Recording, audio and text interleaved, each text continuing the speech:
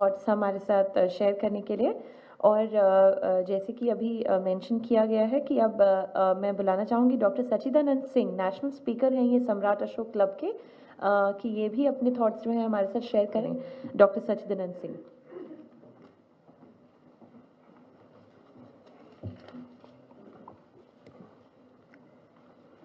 बहुत बहुत धन्यवाद। सबसे पहले मैं भारतवर्ष की राष्ट्रीय एकता, अखंडता एवं हम सबके शौर्य का प्रतीक अपने राष्ट्रीय ध्वज का नमन करते हुए, हमारा देश भारत विविधताओं वाला देश है, जहाँ विभिन्न धर्म, संस्कृति, सभ्यता, भाषा के लोग रहते हैं और सभी को बड़े सम्मान के साथ एक सूत्र में बांधकर रखने की क्षमता रखने वाला भारत का राष्ट्रीय धर्म ग्रंथ भारतीय संविधान का सम्मान करते हुए एक महान दार्शनिक, एक महान चिकित्सक,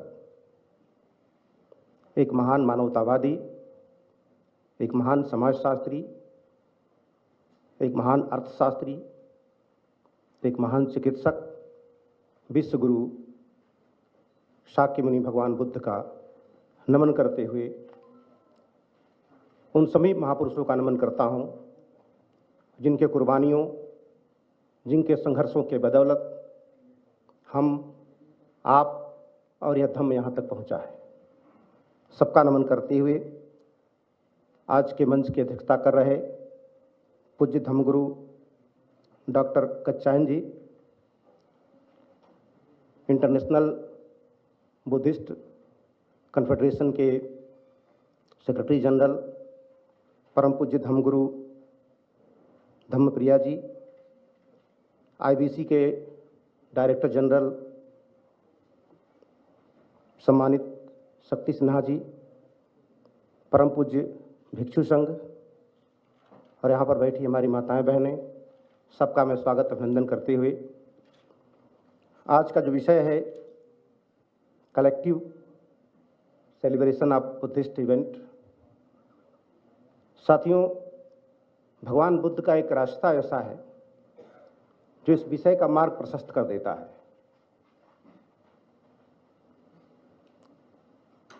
जहाँ पे छोटी छोटी नदियाँ आकर के मिल के महासागर में मिल जाती हैं तो फिर नदियों का अस्तित्व तो नहीं रह जाता है, फिर वो महासागर के नाम से जानी जाने लगती हैं।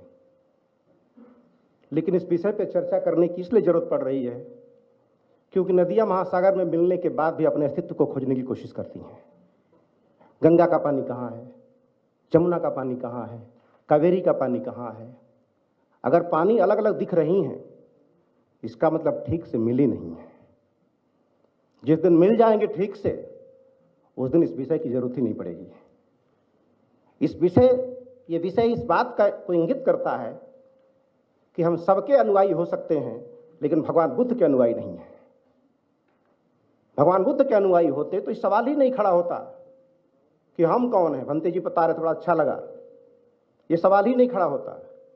ये विषय ही इस बात को सिद्ध कर रहा है कि हमको जरूरत इस बात की पड़ रही है क्योंकि भगवान बुद्ध के धम्म को बहुत सारे लोगों ने अपनाया, अपनी सामर्थ्य के हिसाब से, अपनी बौद्धिक ताकत के हिसाब से उसे आगे बढ़ाने। जमुना का पानी कहाँ है, इसीलिए हम सब मिल करके, छोटी छोटी नदियां मिल करके अगर एक महासागर बनते हैं, एक सामूहिक प्रयास करते हैं, एक अम्ब्रेला के नीचे आते हैं तो हम बुद्धिस्टों के लिए एक आसमान की तरह हम बन सकते हैं। आसमान की तरह बन सकते हैं क्योंकि भगवान बुद्ध के अनुयायी जो महापुरुष हैं, उस महापुरुषों की अस्तित्व की मांग जब करते रहेंगे, भगवान बुद्ध अपने ही दम पे भिक्षु संघ के सहारे, उस समय जब सारीपुत्र संघ नहीं बना, आनंद संघ नहीं बना, सिर्फ एक ही संघ था भगवान बुद्ध का, बाकी सब अनुयायी थे। सबने अपनी अपनी कार्य क्षमता के हिसाब से काम किया और भगवान बुद्ध का धम्म पूरी दुनिया में छाया। तो वहां भगवान बुद्ध से प्रशिक्षित होके समाज में जाया करते थे और आज हम समाज से प्रशिक्षित होकर बुद्ध के पास आने की कोशिश कर रहे हैं। डायरेक्शन उल्टा हो रहा है, इसलिए अलग अलग भिन्नता हमारी विचारधाराओं में आ रही है।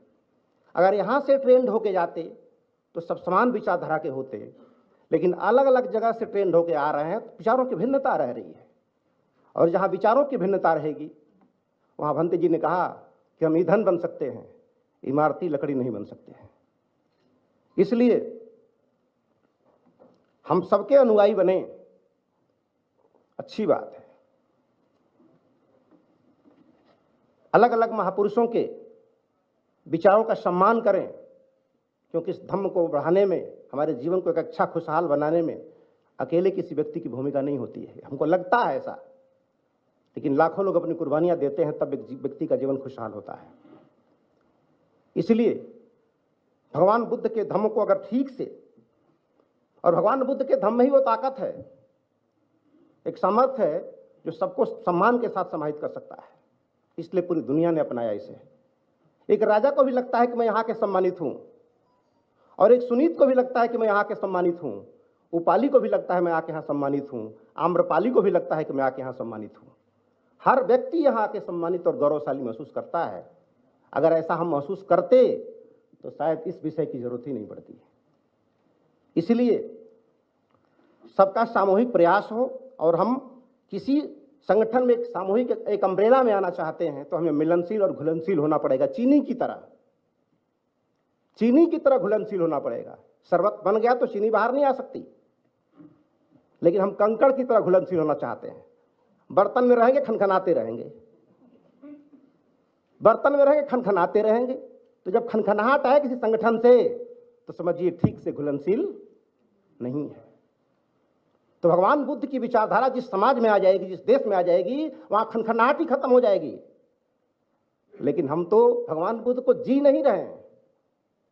अगर भगवान बुद्ध को जीते तो भगवान बुद्ध ने कहा कि वर्तमान में जियो, जहां आए हो वहां रहो। लेकिन अगर हम यहां होते शायद सब लोग, तो किसी का मोबाइल बीच में बजता नहीं। अगर मोबाइल बीच में बज रहा है इसका मतलब हम यहां नहीं हैं, जहां से मैसेज आने वाला है वहां हैं।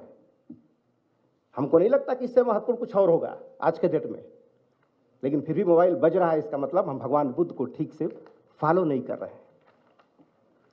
हमारे से पूछा जाए कि भगवान बुद्ध का उद्देश्य क्या था, तो एक लाइन में कह सकता हूं कि किसी भी व्यक्ति के जीवन की नकारात्मक ऊर्जा को सकारात्मक ऊर्जा में बदल देना ही भगवान बुद्ध के धम्म का उद्देश्य है।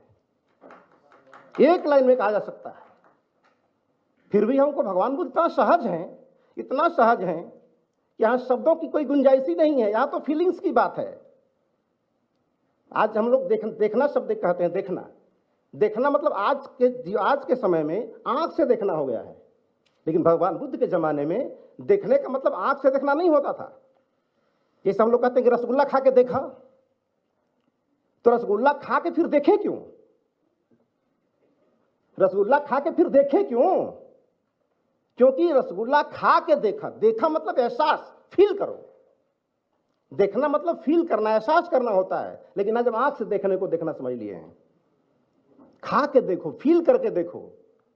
और जब फील करके देखोगे तो आपका आचरण बोलेगा, आपको शब्द की जरूरत ही नहीं पड़ेगी। आचरण बोलेगा, चेहरा मुस्कुराएगा। मिर्चा खाओगे तो बताना नहीं पड़ेगा मिर्चा खाए हो। आपके पास शब्द भी नहीं होगा, तभी लोग जान जाएंगे कि मिर्चा खाया है। शब्द तो एक तरीका है। जैसे भगवान बुद्ध का एक शिष्य थे, तो उस संघ में एक व्यक्ति थे जो पढ़े लिखे नहीं थे, तो अक्सर शिकायत रहती थी लोगों का उनके प्रति कि इतना खराब भिक्षु है कि इसको आज तक पंचशील याद नहीं है ठीक से। तो बुद्ध ने कहा कि अच्छा, क्या कभी इसको चोरी करते आपने देखा है? बोला नहीं। क्या सुना है? बोला नहीं। फिर भी इसको पंचशील याद नहीं है।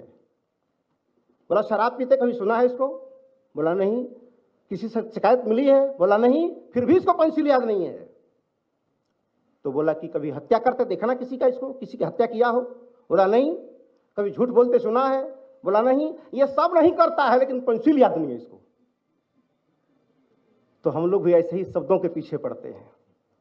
जब आपका एहसास हो जाएगा, फील हो जाएगा, तो पंचशील याद है कि नहीं कोई फर्क नहीं पड़ता। आपके आचरण में जिस दिन पंचशील आ जाएगा उस दिन इस इवेंट की जरूरत नहीं पड़ेगी। इसलिए भगवान बुद्ध को समझने की जरूरत है। ये प्रवचन की सामग्री नहीं है, ये भाषण का विषय नहीं है। फील जब तक नहीं हो जाएगा, एहसास नहीं हो जाएगा, तब तक भगवान बुद्ध कोई भाषण की सामग्री नहीं है, कोई पॉलिटिकल चीज नहीं है ये।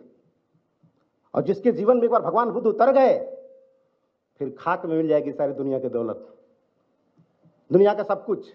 लेकिन कहीं ना कहीं न ठीक से उतरे नहीं है, इसका मतलब हम ही अभी ठीक से महासागर में उतरे नहीं है। उतरिए, डूब जाएंगे, सराबोर हो जाएंगे।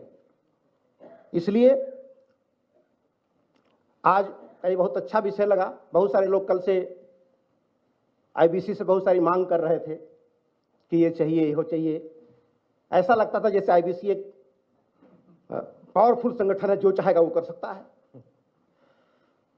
कोई संगठन बड़ा छोटा नहीं होता है, उसका दृष्टिकोण अगर बड़ा है तो आज वो छोटा है, कल बड़ा हो जाएगा। अगर दृष्टिकोण उसका छोटा है तो आज वो बड़ा है, कल छोटा हो जाएगा। तो दृष्टिकोण बड़ा होना चाहिए। तो जो आईबीसी है, जहां तक मैंने समझा है, हम लोग बहुत दिनों से जुड़े हुए हैं, पूज्य भंते लामा जी के समय से काम कर रहे हैं बहुत दिल से।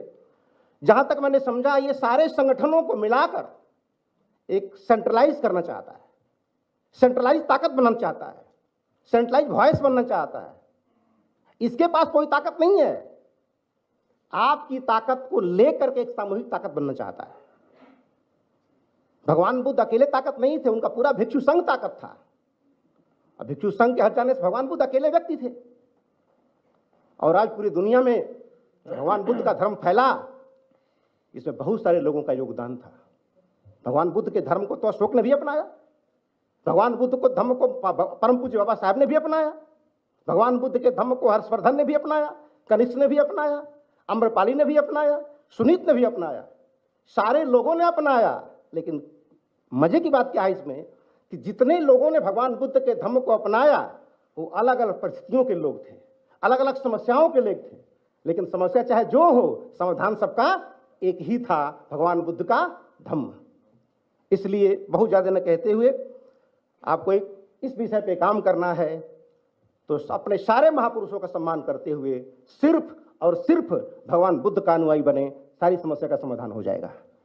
इन्हीं चंद बातों के साथ आप लोगों ने अवसर दिया, मुझे सुना, इसके लिए हम आभारी हैं। और आप लोगों का अभिनंदन करते हुए और पूज्य भंते जी का नमन करते हुए अपनी वाणी को विराम देता हूँ। जय भारत।